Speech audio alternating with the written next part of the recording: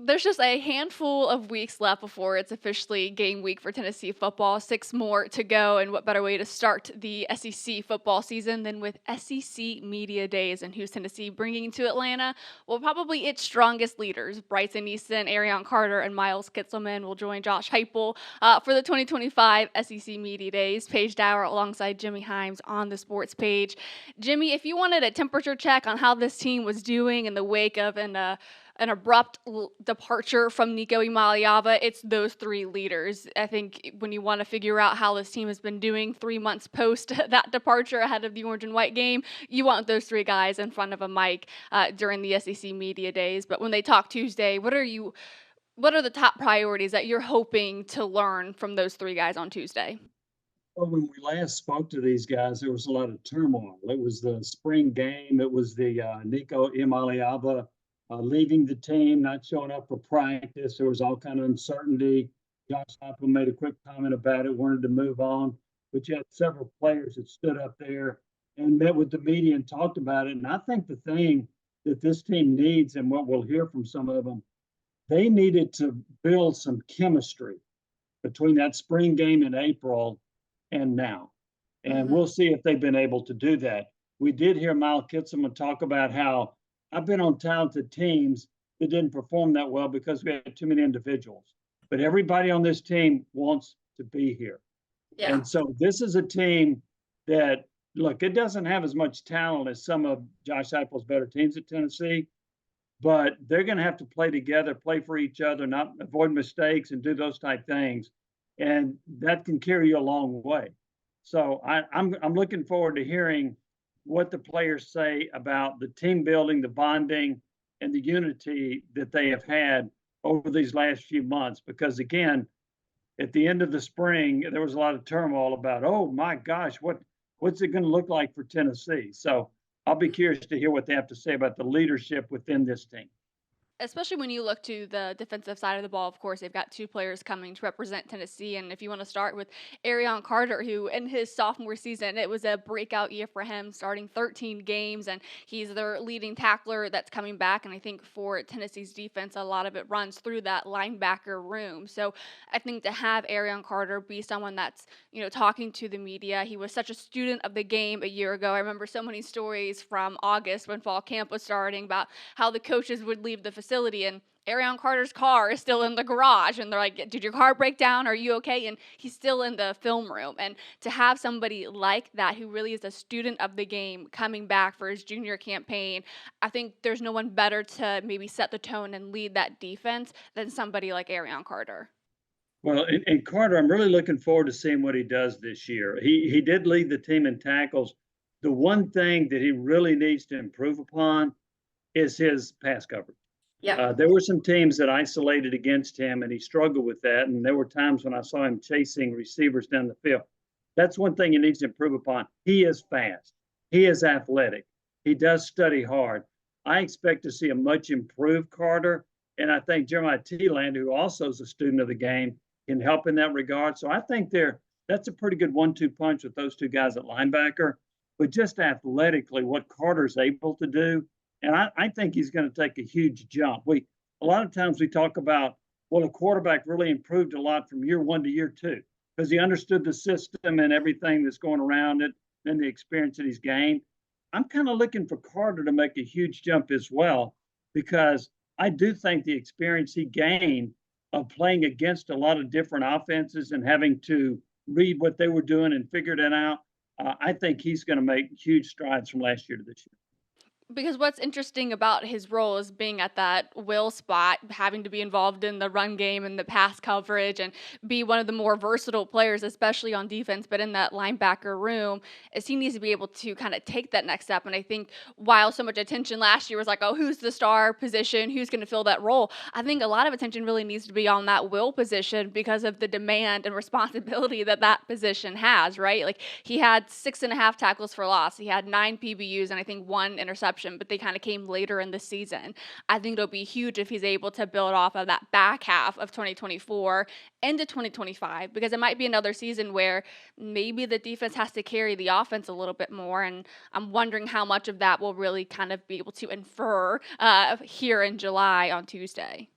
It is one of the harder positions to play because you're asked to do so much. You're asked to put pressure on the quarterback at times. You're asked to cover tight ends or maybe running backs coming out of the backfield, and you're asked to stop people in the run game. So there's a lot of responsibility. That's why I think that year under his belt is going to help him a great deal.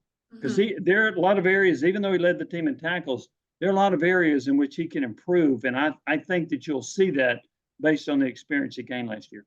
Yeah, especially when you kind of look to Jamal McCoy too, and when he's going to come back. But even when you want to go to maybe the defensive front, and you look at Bryson Eason, who will be one of the guys talking for Tennessee, they're kind of losing a lot there, right? You could look at James Pierce Jr., you could look at Omar Norman Lott, and who's going to fill those roles specifically. But will they have the depth and strength that they did last year to carry at times a sputtering offense? Will they be required to do that again this season, you think? I think there will be. Now, you've lost the number one first round draft pick. You've lost a second round draft pick. You lost a couple other players who are pretty good players, like Amari Thomas, who's a multi-year starter. But you know what? I like this defensive line, and I like it a lot. And I think it's a credit to Rodney Garner, the defensive line coach, for playing a lot of players. They would play 12 players. Now, I will say this. There were some times I thought they should have played Pierce more, and they should have played a lot more, but they built all this depth, and now they've got 8 or 9 guys returning that I think you can win with. There aren't many teams in the SEC that can say that. Now, you talked about Eason, who at one point Garner said he's as talented a defensive lineman as I've coached. But he said that a couple of years ago. That's a heck of a statement. But I'm going to read you some names of players that have played a lot that I think that are really solid. Dominic Bailey. You've got Caleb Herring, David Hobbs, Joshua Josephs, who I think may be as productive as James Pierce was a year ago. We'll see. Jackson Moy at defensive tackle. Jordan Ross, a really good recruit. Tyree Weathersby and Tyree West. That's a pretty darn good list. And they're all familiar with Tennessee fans and the media that have covered Tennessee because they played a lot and they've been productive. So I think this defensive line can be every bit as good as it was a year ago. And you're kind of alluding to this because you've lost your quarterback and because you've lost 4 offensive line starters, your defense may have to carry the offense once again to a certain degree. And I think they have the ingredients on the defensive line to be every bit as good as they were a year ago, even though they lost some star power.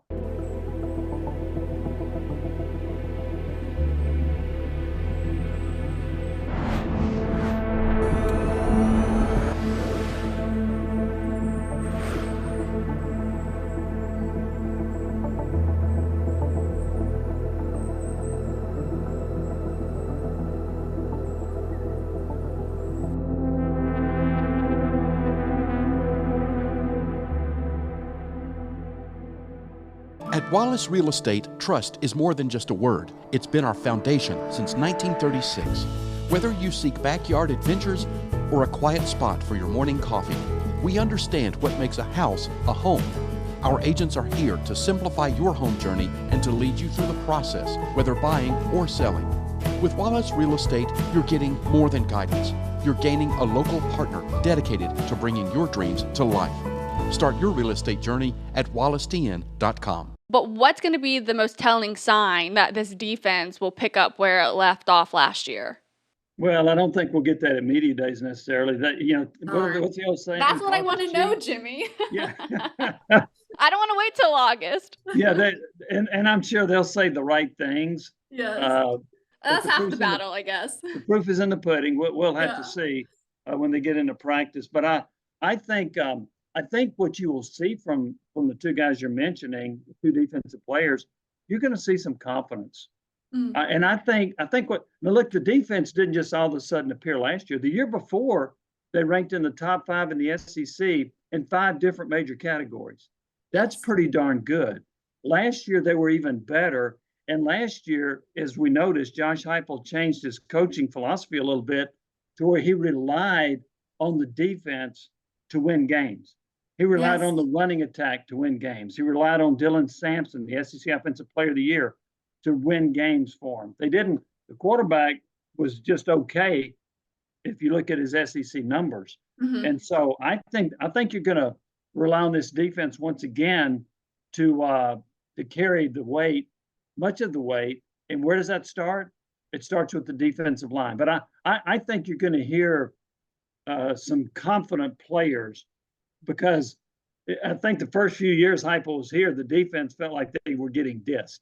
Oh, Okay. yes. Yeah, now people are talking about this defense, and I think these defensive players are enjoying that. Yeah, I think they're a lot like their coach and Tim Banks, or they really do operate with that chip on their shoulder. And I think if there's another player that represents and reflects the head coach, it definitely has to be Miles Kitsleman, right? I think Heupel is selecting players that talk and act like him, where maybe it's not the sexiest thing that we'll hear this week from the Tennessee players, but Miles Kitsleman is certainly one of those players that you definitely want to hear from. He's a walking soundbite at times with the stuff that he'll give you, especially after the orange and white game and everything he had to say about the culture of the team. And I think maybe the one thing I want to hear from him too is just like, how has that culture really continued, especially in times where like you are in the off season? How much are you guys hanging out together? What are those early impressions of Joey Aguilar as a person? And I think that ends up creating a lot of chemistry and strengthening the culture before you do get to August. You mentioned him being a walking soundbite. In the spring, he was walking wounded. He Yes. didn't play in the spring, and yet even though he was absent there, his leadership qualities showed through. He was helping players at his position, but then at a critical moment, the spring game where you don't have your quarterback there, and there's all this furor about what the heck's going on. He's the one that stepped up, and he's the one that talked about unity on the team, and he's the one that talked about the building from within. And I think that I'm not so sure that didn't help win him an opportunity to go to Atlanta and represent Tennessee at So SEC. I'm sure it meetings. did. So and Heupel liked that as well. So I'm looking forward to hearing what he has to say. I'm looking forward to hearing what some of the team bonding things were. Sometimes you go on a Right. whitewater rafting trip. Sometimes you go bowling. Sometimes you play dodgeball. That's what Heupel's first team did.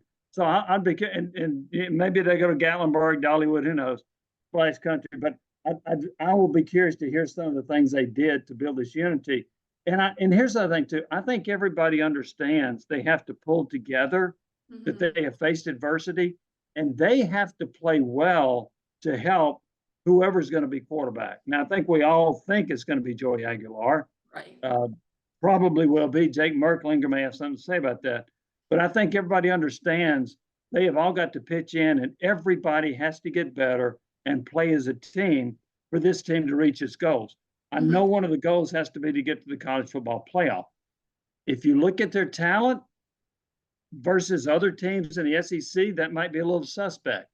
But if they click together and if they upset somebody along the way, they could certainly make it back to the college football playoff. So we'll see. And I think the leadership of Kitsleman is going to be important in that role. We have an exceptional group of attorneys that work here. We're all trying to be better attorneys, be better advocates for our clients, be better people. It makes me proud to be part of the team when I see how much the attorneys care about their clients. It's truly one vision. I feel like every single person who works here has that same vision, and that's to treat all of our clients like family. We've developed such a tight-knit team. Everyone is unified in being selfless in their representation. The Garza Law Firm. Let us help.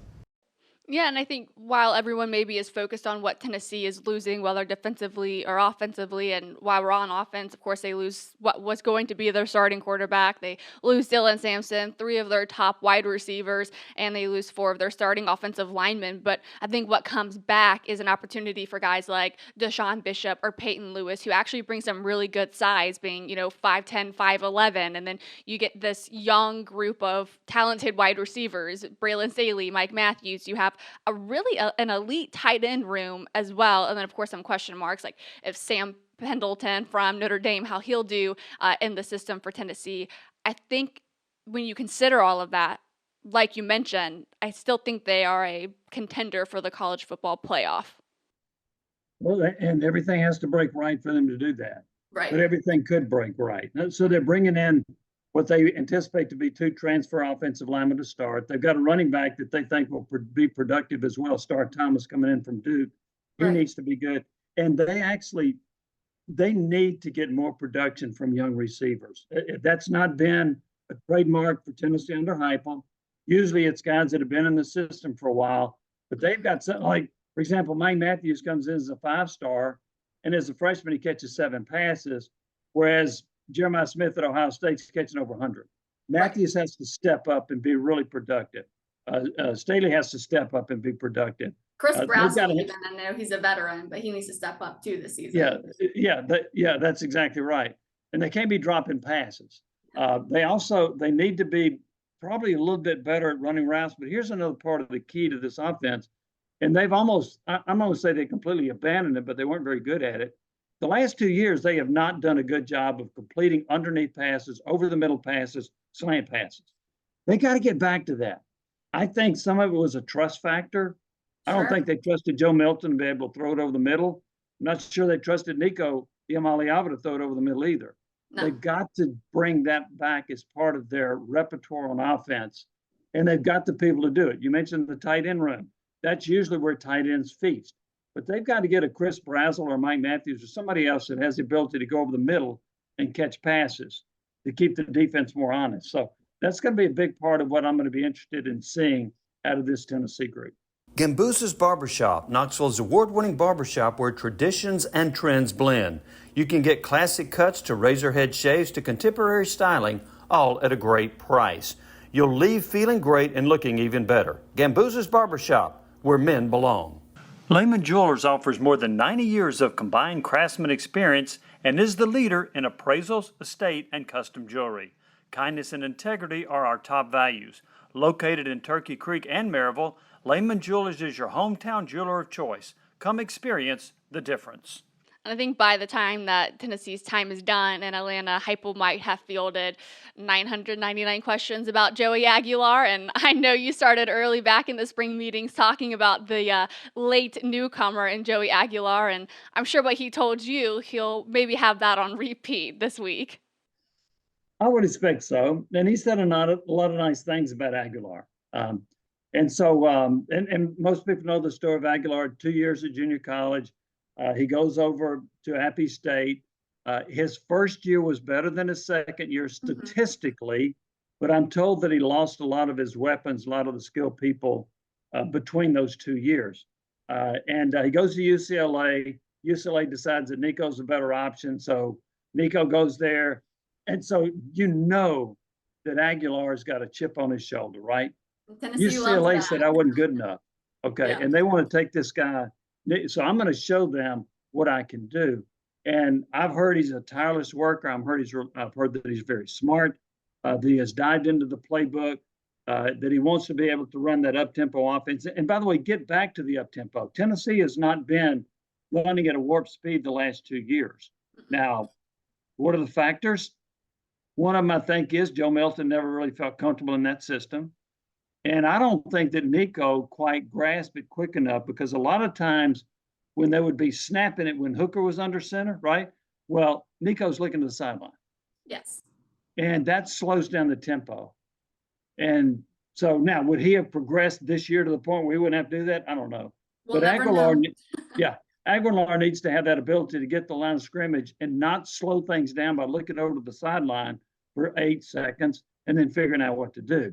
Yeah. So I'll be curious to see if they'll get back to that up-tempo offense under Aguilar, and also the running ability of Aguilar. He's a guy that on 3rd and 5, he can get you 6 yards. Mm-hmm. And I think you'll see more zone reads and maybe even more predetermined quarterback runs with Aguilar, which I think will make the offense, could make the offense more effective.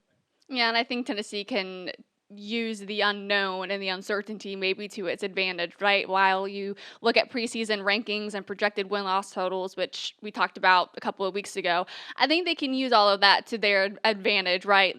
Channel Tim Banks and really enjoy that chip on your shoulder. And I think they could surprise a lot of people this season, because whether it's a dip in production or not, I think Heupel's team continues to always exceed expectations, or at least maintain the standard. And I don't see them deviating from that this season, but certainly looking forward to that temperature check that we'll get this week in Atlanta, Jimmy.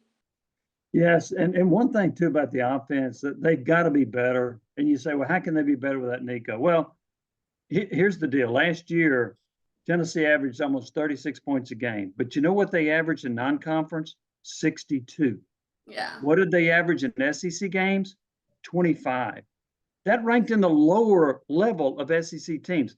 They got to get that SEC scoring average up to around 30 a game. And I think they can do that. But to me, the most important number is, what did you average against your SEC competition? Not against several weaklings that you played non-conference. So if Tennessee can get their scoring average back up to around 30 a game, I think that'll make them more of a college football playoff contending type team, because I don't think they're going to be able to just completely rely on their defense to get them to 10 wins. And they have a very manageable schedule, and they should be able to do that. But maybe that ends up being a conversation for later this week, or as we get into August and get closer to that game week. Can't believe we're only 6 weeks away at this point. But always good talking to you, Jimmy, and we'll probably link up more when I get to Atlanta for the SEC Media Days. All right. Enjoy the trip. Thanks, Paige. Yeah, talk to you later.